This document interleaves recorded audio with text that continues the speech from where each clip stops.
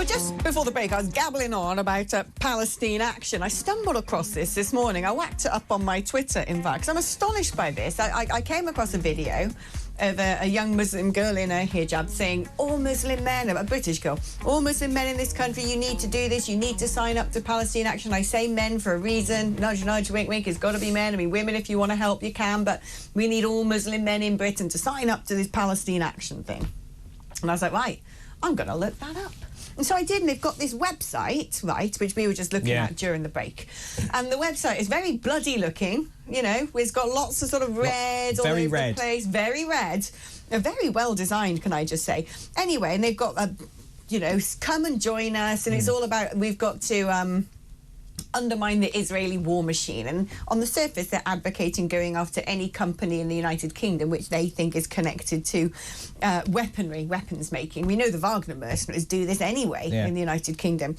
And you can look at, come and join us, like-minded individuals, for training days.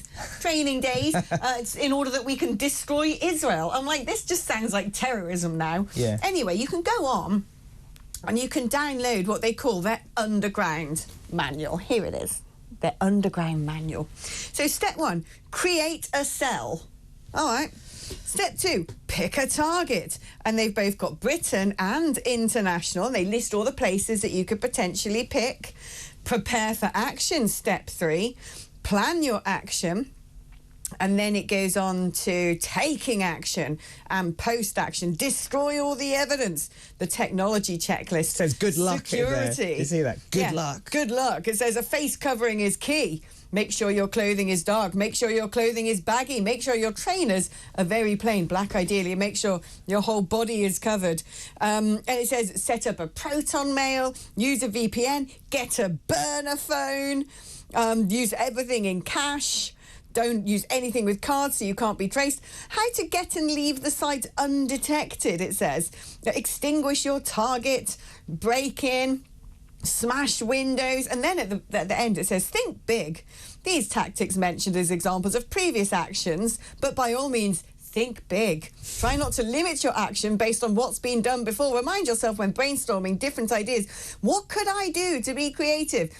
Key information, it says, you know, if you're going to prepare for action to go and destroy something, where's CCTV, how to park, are there police patrols, is there barbed wire, how to disengage. I mean, it's just, it's mad. It has the rhetoric of sort of DEI training. So, here's come to this training day and we'll get you up and good luck with this and so on. It has this kind of rhetoric, but this is actually violence. This is actually potentially terrorism. Yeah, this is inciting criminal damage. At the very least, is advocating for get together and have training days to learn how to damage businesses and enterprises. But I find this absolutely chilling. The fact that, I mean, I'd be interested to see how long this stays online and how are they getting away with this so blatantly.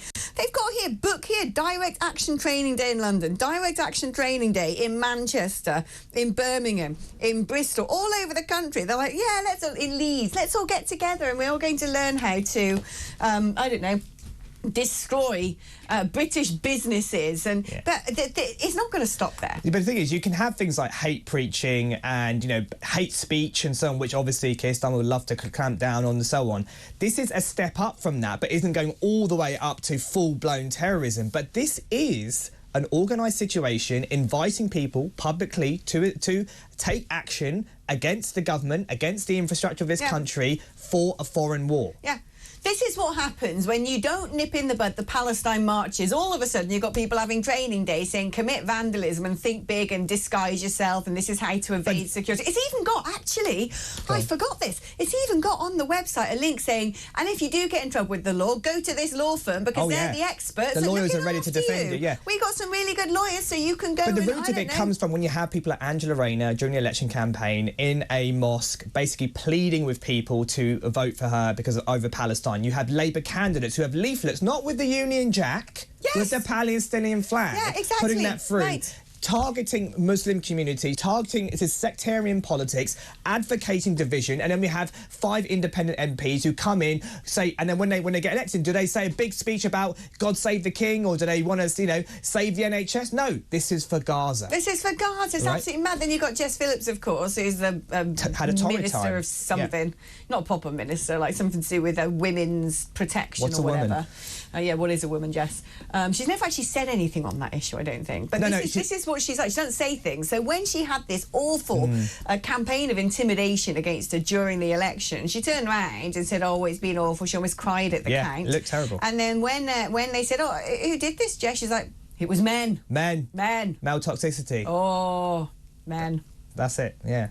But there you are. Now, let's... so, apparently, here we go. My old mate, Nigel Farage, has accused Labour of direct interference in the US election after it emerged. Almost 100 current and former party staff will campaign for Kamala Harris. I mean, I find this absolutely... It was when we had that brilliant caller from Leeds who said...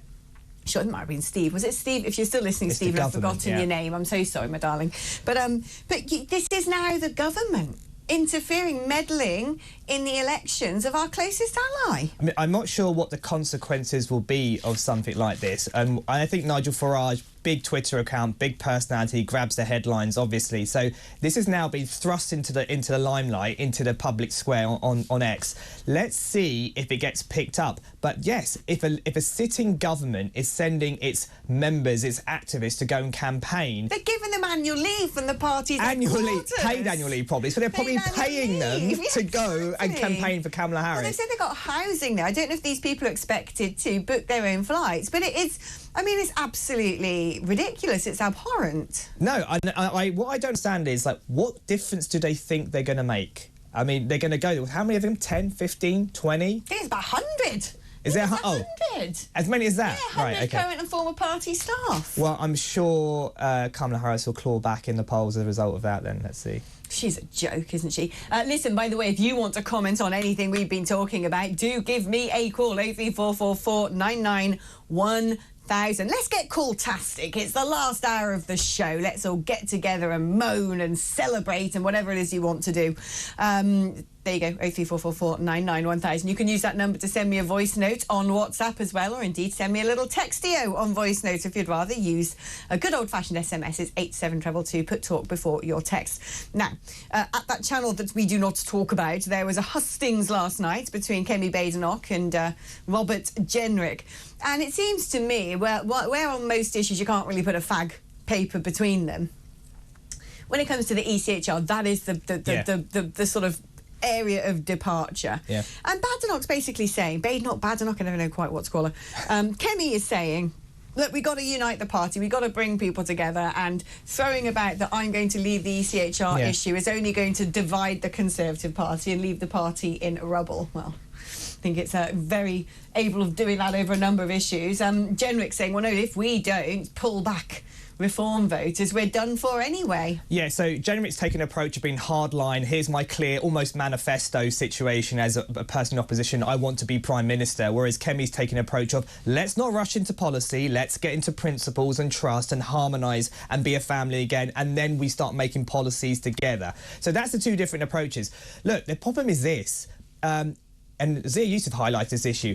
Kemi Badenoch made a point. She said, look, if we leave the ECHR just like that, we will split and divide the party, right? Yeah. And that shows you the actual fundamental issue of this Tory leadership race. The party is two souls trapped in one body. Yeah. Right? There's a Lib Dem body, effectively, and I know that because I campaigned in Epsom Ewell for Reform, and it was a toss-up between Conservatives and Lib Dem. Would you ever get a toss-up between Reform and the Lib Dems in a constituency? It wouldn't happen, right? It wouldn't really happen. But then they would say that when you're a legacy party, in order to win elections, you've got to build a consensus of voters. You've got to be able to attract people who might otherwise vote Lib Dem and those who would vote Reform. That's a Blairite rhetoric. It's a Blairite line. Look, Margaret Thatcher said the point. She said consensus is a stupid thing. She said pick an argument and win the argument. That's what Margaret Thatcher used to say, and that's what we need to do.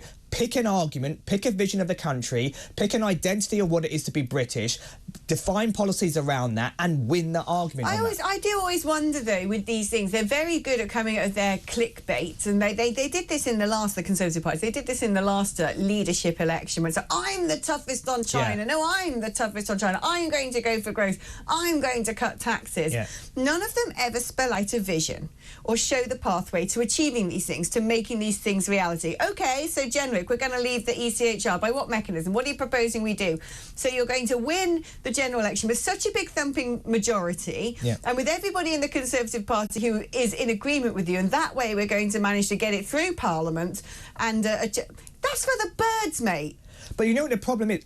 Because they're so split. Look how Brexit. Look how much Boris had to struggle with Brexit, despite a referendum directly and mandate from the people. Look how much he had to struggle to get that through Parliament because of lefty lawyers, civil servants, MPs, media, his own party, and so on. It's a difficult thing to leave the ECHR. If your party's not united and as a solid leader, you are going to crack. And that's the thing that I don't think any of them really understand. But could you do this? I don't know. I mean, my understanding of the workings of the parliamentary system in this country is woefully poor, considering the job that I have. But it is a bit of a nightmare to understand it.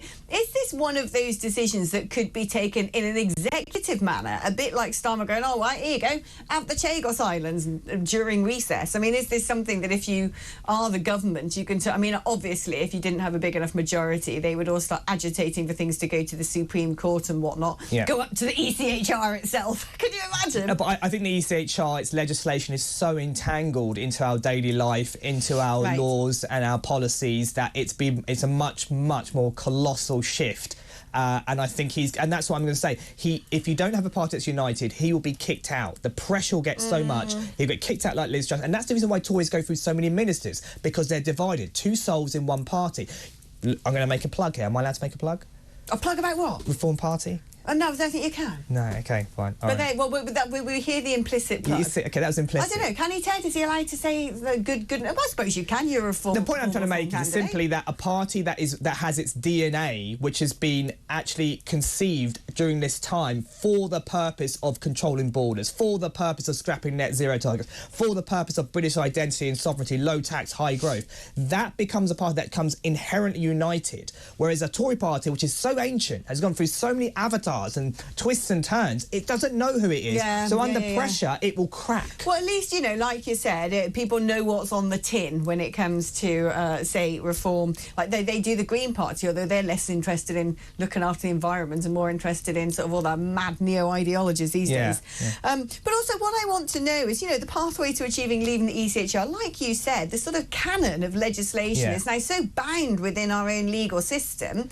You know, when people refer to cases and victories in the past, we would actually not only just leave the ECHR, but we've somehow got to essentially our own Bill of Rights. Excavate all of that. We've got to get it all out, you know, supersede it with our own Bill of Rights.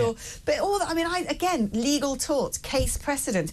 I sometimes think that what might be easier is the sort of, you know, the Italy route or the French route, which is just ignore it. And like I keep saying again and again on this show, we've done this. We ignored them when it came to the prisoners' vote. We just said, we're not going to do that. We're not going to apply that here. The problem is, of course, all these other things have been applied by all the sort of lawyers out there, especially when it comes to immigration and deportation. I think I'm not an expert on this, but I think if we ignore them, the potential of our own, say, Supreme Court and so on to mimic the ECHR will still be enforced upon us. So domestically, we'll still be entangled in some way. And then it gets a bad look when you've got governments sort of superseding the law of the land and picking on judges, and you know, we're just in a blimmin' mess, Myron. Well, if there's a democratic deficit, there's no sovereignty of Parliament, there's no sovereignty of MPs, of parties, which means there's no sovereignty of the British people, and that's fundamentally where this all leads.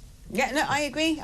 Let's rattle through some of your messages now. I'm getting loads of Mike's old messages in here. What's that about? Someone talking about training their dog to ignore fireworks. We haven't talked about that. But well done. Good dog. Good boy if you're listening. Boom. Andy from Surrey. No, let's not do Andy from Surrey because that's clearly one for Mike. Here we go, Michelle. Alex, our disability benefits are paid to people in the EU, Norway, Iceland and Liechtenstein and Switzerland. Why do we never get told about the amount of taxpayer benefits being sent to foreign countries? That is true. There are a lot of people, I've read this actually, who will sign off sick, go home to their own country. And not just that, we know that there was the Albanian gangs who were setting up all of these sort of fake profiles for claiming benefits, making millions. So you're saying they're coming here, claiming sick benefit and then leaving, going back home. Right. Sit at home. Yeah. living off that money. Living off that passive money. income from the state. We're just paying them to, I don't know, be in their own countries and not do anything. Absolutely crazy. Christine in Surrey, Labour never intended to control immigration. They're deceitful and incompetent.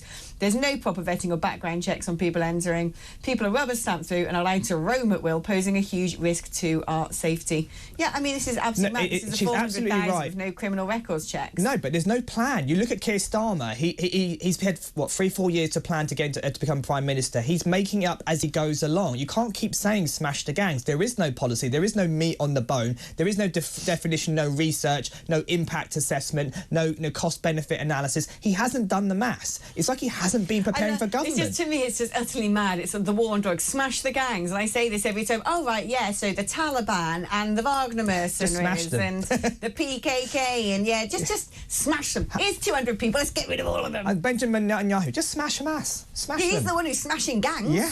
We should get him, you know, if he gets booted out of Israel, get him over here to control our borders. He's brilliant.